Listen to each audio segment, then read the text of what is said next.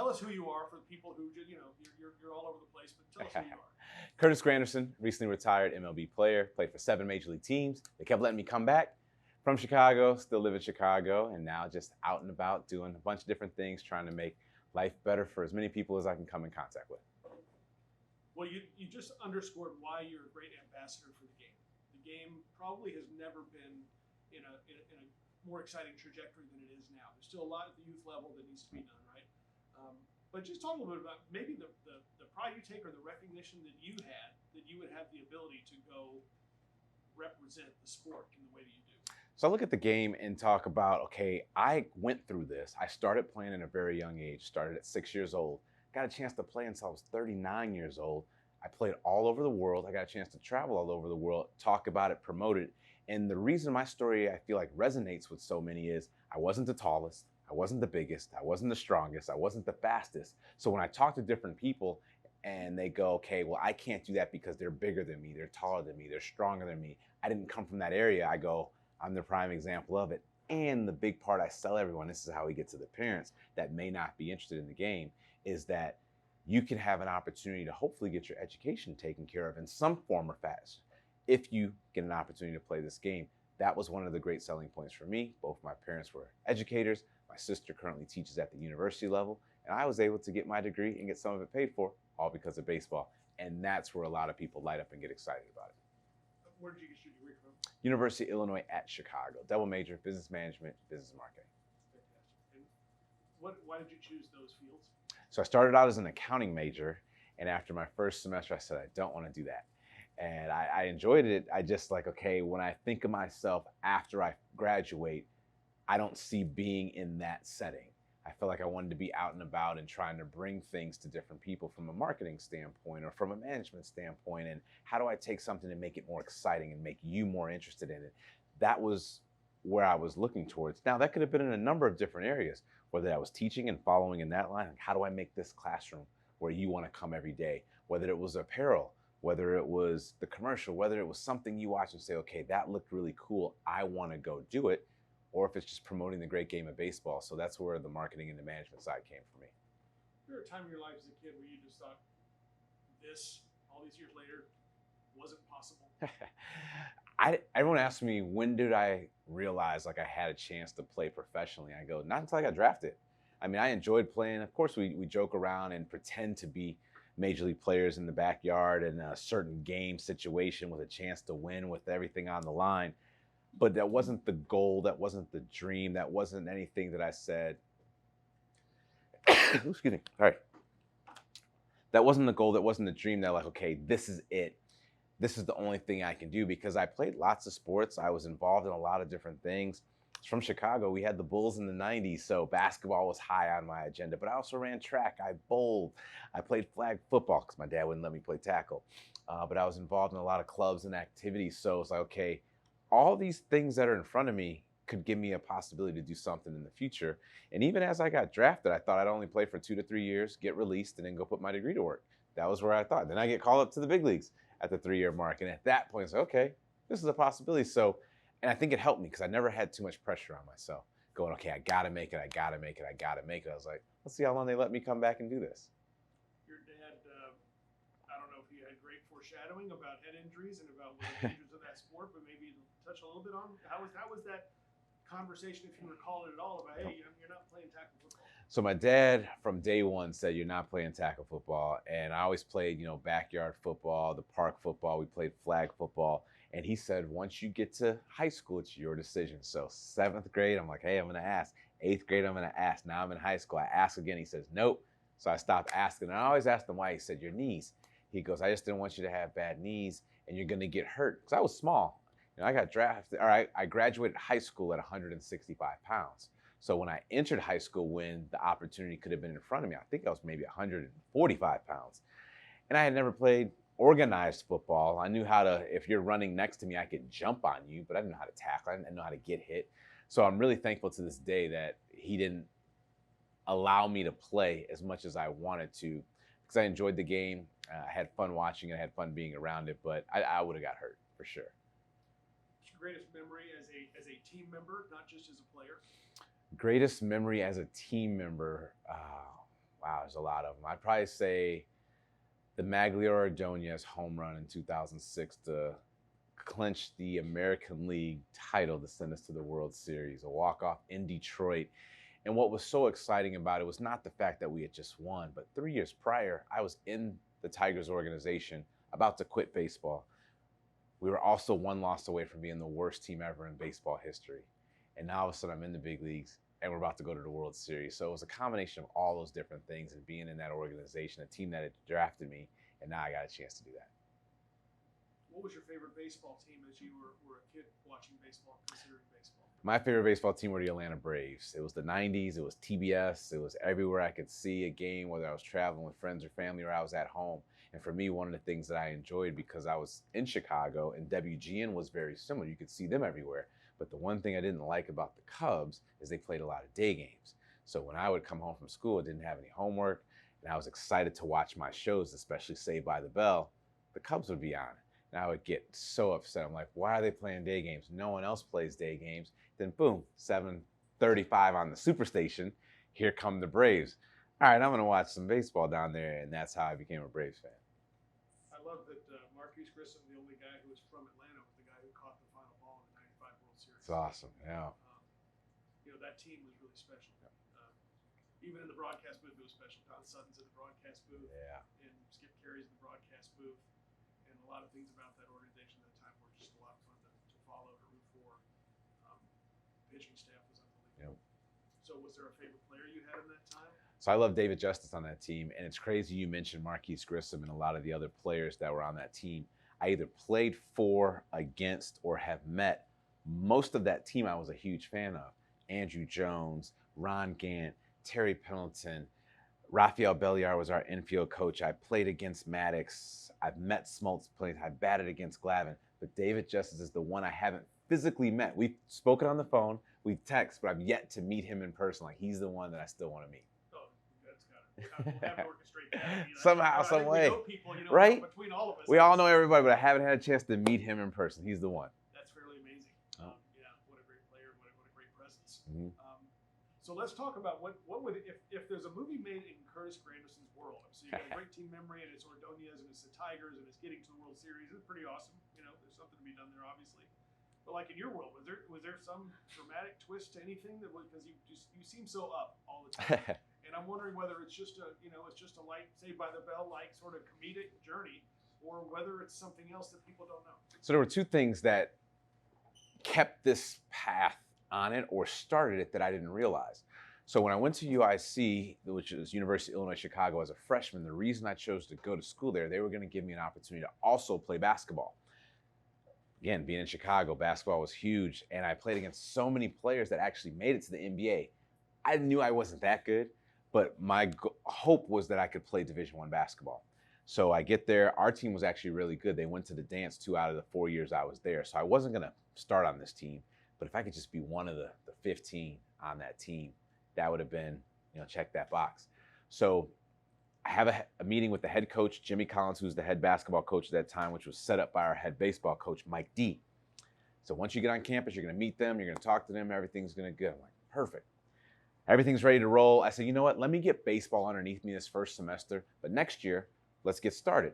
So he said, no problem. I'll get you into a college summer league. You'll play this summer. D3, D2, D1 players. Play, get yourself ready to roll basketball-wise, and then you'll come back and be ready. Did that, held my own. Now it's the first week or two of fall baseball practice. I have baseball practice, then I go to my first shoot-around with the basketball team. The next day is going to be my baseball practice followed by my first official basketball practice. That day, I'm the runner at second. We're running pick plays. I dive into second base. The shortstop falls on me. We both get up to get at the same time to go after the ball. I'm going to advance to third.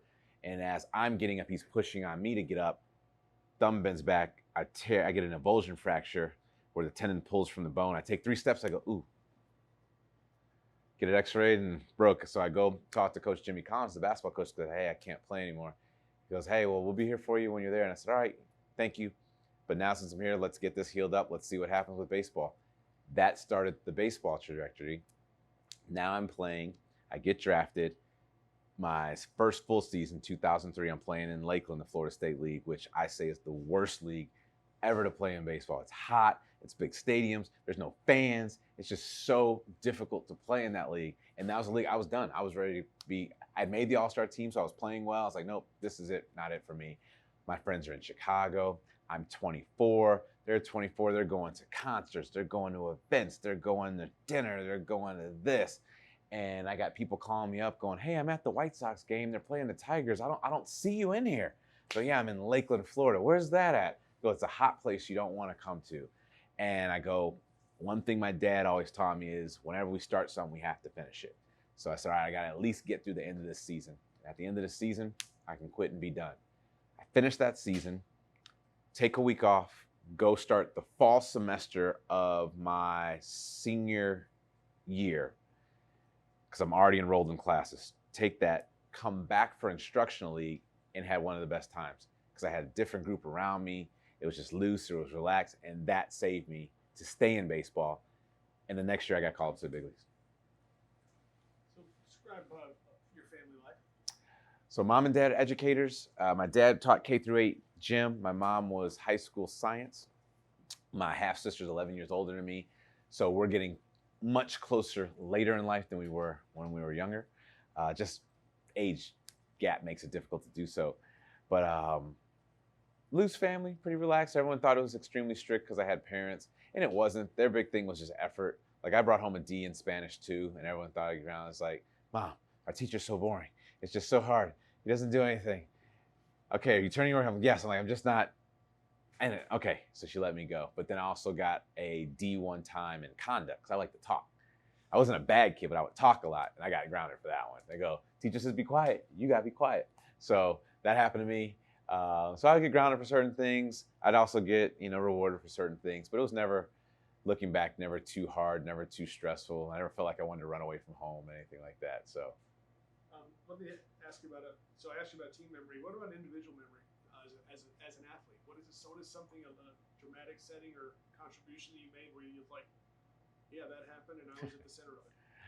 There's a couple of them. I'd say the call up to the big leagues. I was in Double-A Erie. We had just finished the playoffs, got eliminated, and after every minor league season, only 3 at that point in time, my equipment was pretty worn out. So I would take my cleats, throw them away, take my batting gloves, throw them away, throw the glove away, and then start over the next year.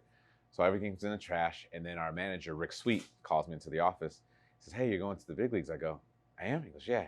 So I go to the garbage can, pull all my stuff back out, load it up, and then go join the team in Detroit. So that was a cool moment because, again, I was less than a year away from quitting prior. I was done. I mean, just not liking the situation. I still loved the game. I didn't like the situation I was in.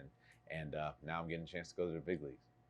Okay, what about another one? You said a couple of So that one's one. And my first major league hit happened in Chicago in front of all friends and family. And we're playing the White Sox in 2004. We're losing 8-0. Freddie Garcia's on the mound. I get asked to pinch hit in the 9th inning. I got about 75 tickets there. And I roll over a ball to second base. Willie Harris is running for it and lets it go by. And I was like, yes. And I remember I thought I was going to fall down running from home the first. Like I had never run before. Like I couldn't get going. And then it gets into the outfield. And then all of a sudden that one section behind home plate, the 75 is going nuts. Now, mind you, we're losing 8-0 at this point in the 9th inning. Everyone's like, what's going on? What's cheering? And I thank the White Sox for this because they didn't have to do it because I was on the opposing team with the Tigers. They put it up on the board and said, first major league hit. So that was really cool. What's been any encounters you have with Dusty Baker? Dusty's involved with us, and we're trying to tell his story. We sat down with him at spring training and got all sorts of we had an anecdote of him with Jimi Hendrix, and Jimi Hendrix is on the sidewalk. He's smoking a joint. Dusty Baker actually goes and gets like the drag of a joint with Jimi Hendrix, and it's a great story. He's got he and Hank Aaron, and he's got himself in the minor leagues being afraid to. You never saw the end of a Gunsmoke episode in the locker room because they had to get to where they were staying by curfew, or there was real physical danger. It's crazy. Physical threat. So there was some heavy stuff, there was some light stuff, and he's just an amazing person. Do you have any perspective on Dusty as a human being and as a baseball person? So the first time I really got a chance to interact with Dusty was actually behind the camera. We were doing the postseason. I got brought in for about 4 or 5 games. I think it was him and John Kruk were doing it as well. So I was like the player that got brought in. So I got a chance to spend some time with them, just nervous, excited about not only broadcasting for some of the first time. But then these two individuals that are just so great. So we're talking about stuff he's trying to get back into managing at that point in time and trying to figure it out. And I think he soon after that might have got either the Reds job or got the Nationals job. I don't remember the time frame of that. But that was his hope. Like, I just want to get back in. And he just loved it. He was just talking about it. And it was a great person to broadcast the game. Then fast forward, after playing against him a number of different times, seeing him behind home plate during BP, and just, you know, always coming to say hello to you, always coming to talk to you, making dinner recommendations and all these different things. And then we communicated about a couple other things right before he took the Astros job. Not about that, just about just some other things. He reached out to me over the phone. I don't remember the details of the conversation, but I knew he didn't have to do this. And I knew his focus was trying to get himself back in, but he also geared it towards, hey, if I can help and assist somewhere else, I'm going to go ahead and do that. Well, Jimmy Lee is interesting. With had a little hand in that because he and Sylvester Turner made a call to Jim Crane. I'll get him off here. Yeah, do I right now? Yeah. Let's do one more little thing. Yep. So Yeah, Jimmy Lee. Need the room, they said. Okay. Oh. Yeah. Thanks so much. Jimmy Lee Solomon. I don't know what the relationship was like, but Jimmy Lee was obviously this. He's kind of the epitome of a blindside movie that doesn't have to go sidewise. He grew up like on a dirt farm and sort of outside of Houston, and winds up going to Dartmouth and track and football. Yeah. And, winds up meeting all these people, mentoring all of these people. We're still like really hot right now, right? I mean, Russell Wilson and all sorts of folks, Simone Biler, and people that he really had an impact on in entertainment as well. Amir Wyndham is amazing guy in Atlanta. So, your thoughts on Jimmy Lee, and maybe what, because we're going to try to get some things together. There's a lot of footage of him talking about a lot of things. Yeah, Jimmy Lee was great. And I think the first interaction I had with him was when I played for the World Baseball Classic team in 2009. We were at the Urban Youth Academy in Compton. And we were brought out there, a ton of kids out there. He was there, he was introducing. We finally got a chance to connect and talk. And you could just see his passion for connecting those generations, which is something that I've prided myself on from this point, because I'm not here if it wasn't for the generation before me, which includes Jimmy Lee and Dusty Baker and everyone else prior to. But we're also setting the path for everyone else that's going to come. We're trying to put things in situations so when they get there, it's even more enjoyable, it's more accessible, it's more exciting, because we went through it, we saw, hey, we can modify and shift it, go ahead and make it better for you, and so on and so on. And we're also not here if it wasn't for someone that helped pave the way for us to get there. So that was really cool, seeing that firsthand at a place like the Urban Youth Academy in Compton, which was the first one to do it.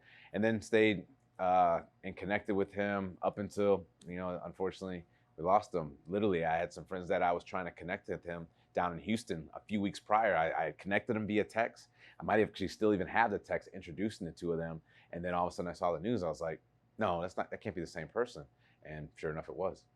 You rattle off 3 things for me: favorite music, favorite movie, favorite comedian. Favorite music, I'm big hip hop. I love Outkast. That's my favorite group. Favorite movie, I love Christmas Story. 24 hours of it. Christmas Eve and Christmas Day. I love that one. And then favorite comedian? That's a tough one. I would say a combination between Martin Lawrence, Chris Tucker, Dave Chappelle. I'd put those 3 in the mix. Yeah.